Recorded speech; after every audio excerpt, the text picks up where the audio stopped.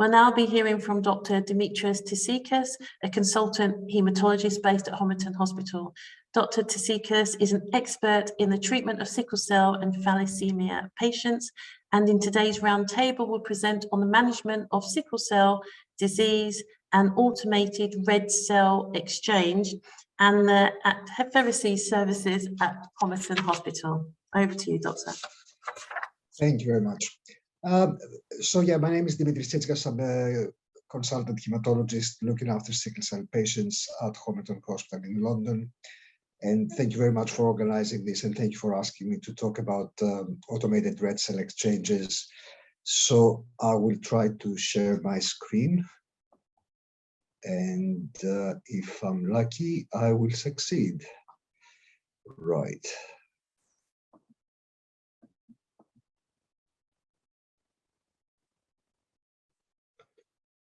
Can you tell me whether you can see my screen? Yes, we can. Very good. Okay. Thank you. Okay. Right. So I'm just going to start with some very basic information that probably most of us here already are aware. So sickle cell disease is the most common inherited disorder in the UK, more than 15,000 patients affected.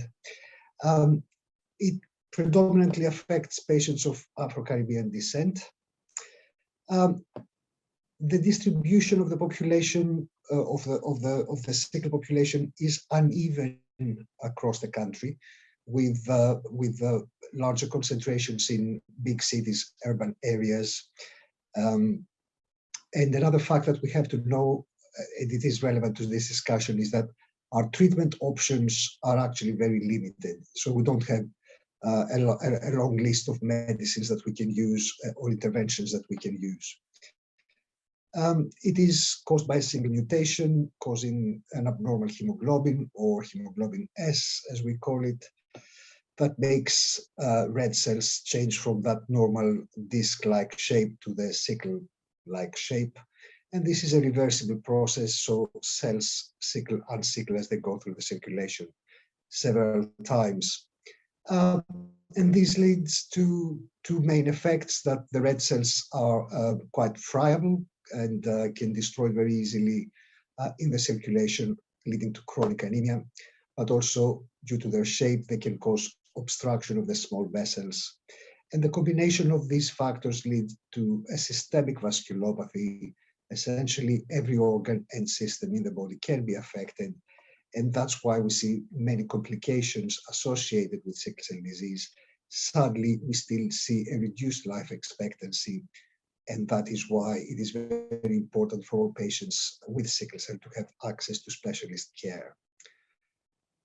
When it comes to transfusion in sickle cell disease, so transfusion is one of our big weapons treating both acute and chronic complications of sickle cell disease by improving the oxygen availability to tissues, but also lowering the sickle level of patients, essentially replacing sickle red cells with normal red cells. And there are different ways we can deliver transfusions. So we have the simple transfusions, which is what we all know very well. We stick a bag or two of blood and that's given, and that's very nice and easy. It's quick, cheap, easy. It doesn't need any special equipment or any specially trained staff. It's relatively effective in lowering the hemoglobin S level, but inevitably it will lead to a significant iron overload, which is serious in itself and will need treatment. But instead of a simple transfusion, we can also use exchange transfusions. And here what we do is we remove the patient's own red cells and replace with normal donated cells. And that can be done in two ways. One is the manual process, the manual approach, where manually we remove a small volume of blood, we give some blood, we remove some blood, we give some blood, several cycles. And again, that doesn't require any special equipment, and staff need to learn how to do it, but it's actually pretty straightforward. It is reasonably effective in lowering the sickle level, and unfortunately, it still can be associated with a degree of iron overload. And finally, an exchange transfusion can be through the automated approach, where now we use an apheresis machine. The patient is connected, has two connections to the machine. The blood of the patient goes out into the machine. The machine actually removes selectively the red cells, replaces them with transfused red cells, and then the patient's own blood gets returned through the other port, and the same process gets repeated again and again. So this certainly requires special equipment and specially trained staff. It is, however, extremely effective in lowering the sickle level and actually doing that very fast, and is not associated with any iron overload. And based on these two last qualities of this approach, back in 2016, NICE recommended that all patients with sickle cell disease requiring chronic transfusions should be offered. This transfusion should happen through using the Spectra Optia apheresis technology and having automated transfusions.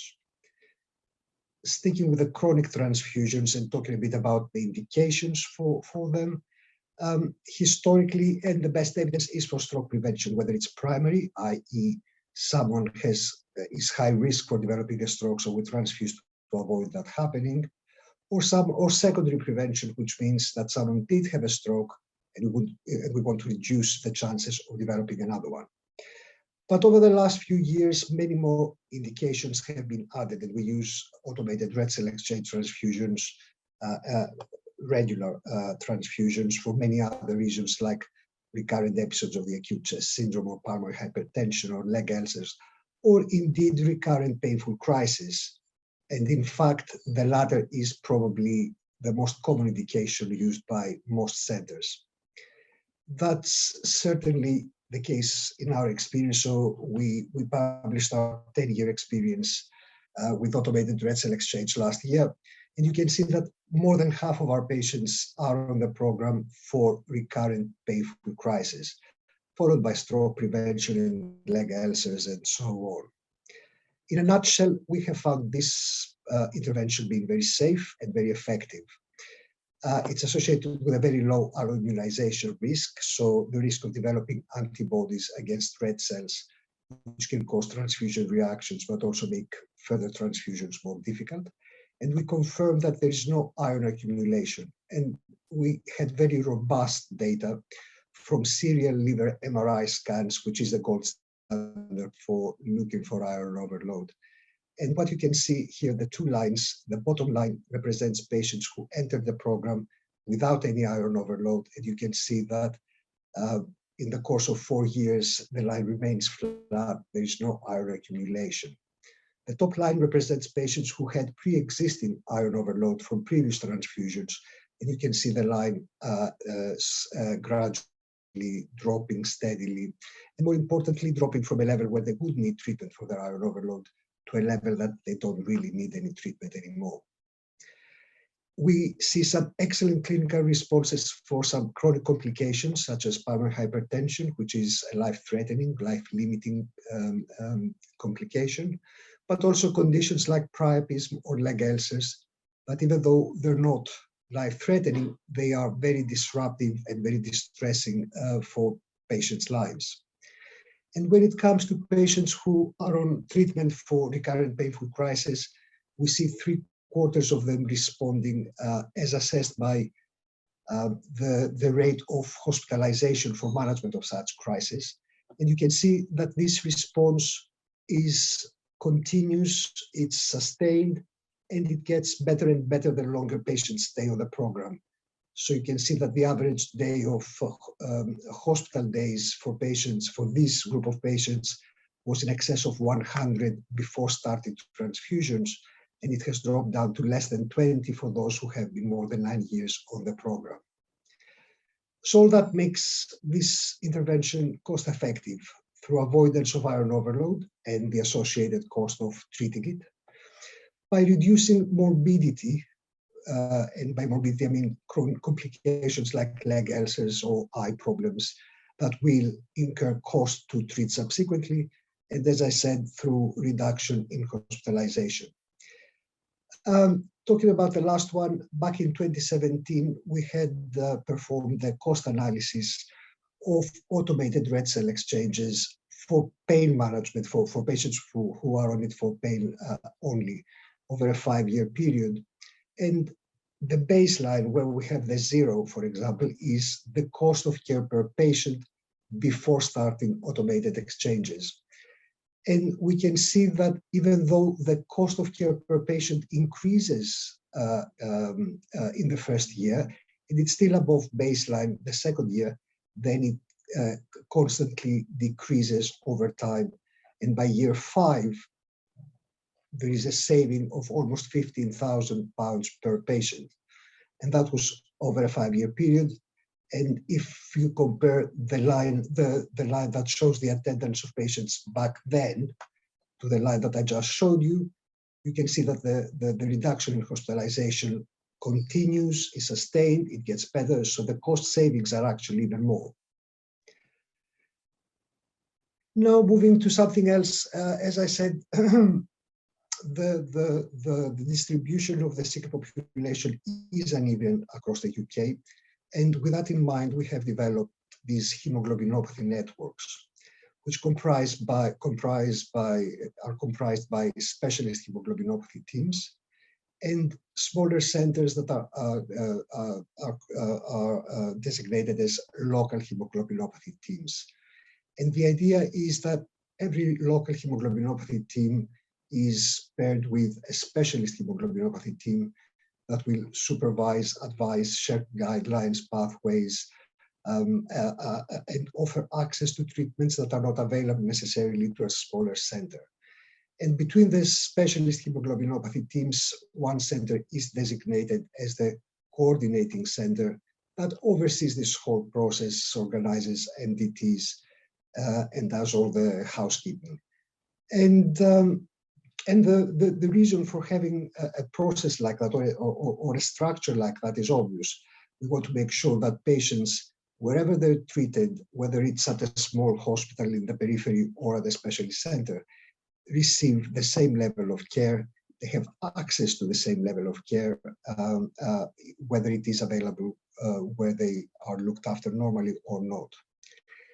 That doesn't always happen like that. I will use the example of our own network, the East London and Essex network, where we are 2 specialist centers ourselves, who appear as HH, Homerton Hospital at the top, and the Royal London, who is also the hemoglobinopathy coordinating center for the network. And I put down as, with a question mark, Queen's Hospital, which is a large service, has an apheresis service, but it's not designated as a specialist center yet, even though I'm pretty confident that it will be in the very near future. When it comes to ourselves at the Homerton and how we have offered automated red cell exchanges to patients from other institutions, we are currently transfusing 4 patients from our affiliated local hemoglobinopathy teams. On several occasions, we have supported Queen's Hospital when they had interruption in their apheresis service. And we're actually transfusing 2 patients from the Royal London because they are so much over capacity. And that is something to be noted because the Royal London is a very large teaching hospital, part of Barts Health, which is the largest NHS trust in the country. But anyway, looking at this slide, it would appear that the Homerton is in a pretty good situation when it comes to the apheresis service, as we can still help other centers with their transfusions. So the question is, how robust is our service? So now I'm going to share with you some information that I have presented to our managers about our apheresis service. Our current capacity is to perform 500 procedures per year. Just to say that the average number of procedures that a patient needs per year is 8.7. Obviously, other patients, some patients will use 6, some will 7, some will use 10, and so on. But the average number of procedures per year is 8.7. We currently have 69 patients on the program. So if you do the multiplication, you see that we are already in the red. We need 600 procedures a year, which means that some of our patients will have their transfusions delayed, which can potentially impact on how effective these procedures are. Worse than that, within our own service, within our own cohort, there are many more patients that I would certainly consider putting on automated red cell exchanges. And I say that about 100 patients from my caseload would be certainly eligible, and that would bring the procedures to 850. And beyond that, when one plans an apheresis service, they don't plan it for next month and next year, but you have to think of the future. Our service increases by 5 to 8% per year, so we have to accommodate for that, because that will increase the demand. We have to fulfill our role and responsibility to our, as a specialist hemoglobinopathy team, to our affiliated local hemoglobinopathy centers, and be able to actually accommodate and absorb every single patient from those hospitals that do require automated red cell exchanges. And I'm also putting with a question mark plasma exchange, which is entirely experimental, but it is a relevant process and uses exactly the same technology. It's something we have used in some patients for some complications with very good results. And I know I have colleagues who also used it ad hoc with similarly good results, and we are in the process of setting a study looking into the effect of plasma exchange in sickle cell. What I'm trying to say is that there may be even more need for access to this specific technology. And to cut the long story short, what I told my manager, to their delight, is that we need to more than double our current capacity. So to answer my previous question, how robust is the apheresis service at the Homerton? The answer is not really. It's way behind where it should be and where it should get. So to summarize, when it comes to automated red cell exchanges, they are beneficial for our patients.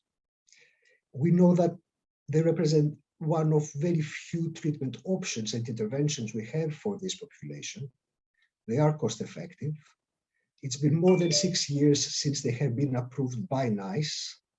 And recently, as you said, they have been awarded the MedTech funding mandate, which is meant to facilitate and ease in a way the availability of this process, this intervention across the NHS. So it all looks quite good. So what's the problem? Why do we have so many patients with sickle cell who need automated red cell exchanges and do not have access? Here I will put some thoughts that I may be right, I may be wrong, and I may miss some, and I think that would be the main, a very significant point for our debate subsequently. So one is the national tariff. When it comes to the cost of each procedure, and I'm not going to go into details about the costing, but roughly every single exchange, automated red cell exchange transfusion we perform will cost anything between £2,000 and £2,500. When you look at the table of the tariffs, I will draw your attention to this. So automated red cell exchange, £1,176. And I can tell you that different trusts will get slightly different prices by 100 or 200 more or less. But in any case, the tariff really pays about £1,000 less than what the actual procedure costs. Then is what I call different pockets. And what do I mean by that? So when it comes to the cost and the benefit and all that of an automated red cell exchange, there are certainly costs, the equipment, the original investment for the machines and so on, and then the running costs, the attendance to hospital, nursing time, consumables, the maintenance, and of course the cost of blood. But as we said, there are also savings through avoidance of iron overload, reducing long-term complications, and reducing hospitalization. And the sum really, when it comes to the health service and ultimately the taxpayer, is something that saves cost for treating patients with sickle cell disease. The problem, however, is when we, inside the NHS, we see the different components of the NHS, at least as it has been so far, and the cost and the savings are not equally shared between the different parts. So, for example, individual NHS trusts will take most of the cost, but not actually benefit from the savings. And of course, that will not necessarily make individual NHS trusts be very enthusiastic about adopting, supporting the process. The formation of integrated commissioning systems that is coming now, I'm hopeful that will at least to some extent rectify these discrepancies. And finally, when it comes to talking about why a large portion of patients with sickle cell who would benefit from automated red cell exchange transfusions still don't have access to it, we will have to talk about this fellow here. And I'm sure we all know what I'm talking about. And Jay already spoke much better than what I will be able to. So patients belonging to Black and Asian or ethnic minorities, as our sickle cell patients, the vast majority of our sickle patients do, we know that they face health inequalities. There are many lines of evidence to support that. There are many obstacles accessing healthcare, and they do experience more poor outcomes compared to the rest of the population. And specifically when it comes to sickle cell, we do have inadequate investment, both in infrastructure, such as the automated exchanges, but also in research and innovation, both in terms of identifying new treatments, but also organizing educational sessions and promoting awareness of the condition. Worse than that, we have allowed for a very long time, there is tolerance or indifference, I don't know how to say it, it's somehow okay that there is such lack of understanding of how severe a condition sickle cell is among the healthcare professionals, among hospitals, as I explained earlier on. And that leads to misunderstanding and misconceptions and ultimately prejudice against our patients, who, as was previously said, they do have very negative experiences to the extent that quite often patients will avoid coming to hospital even when they're ill, simply because the experience is so negative. I will stop talking about all the negatives here and just say something slightly positive, that there may be some light at the end of the tunnel. I think the G report was a huge step. And I get that not everyone knows about it already, but actually it is there. It is very powerful.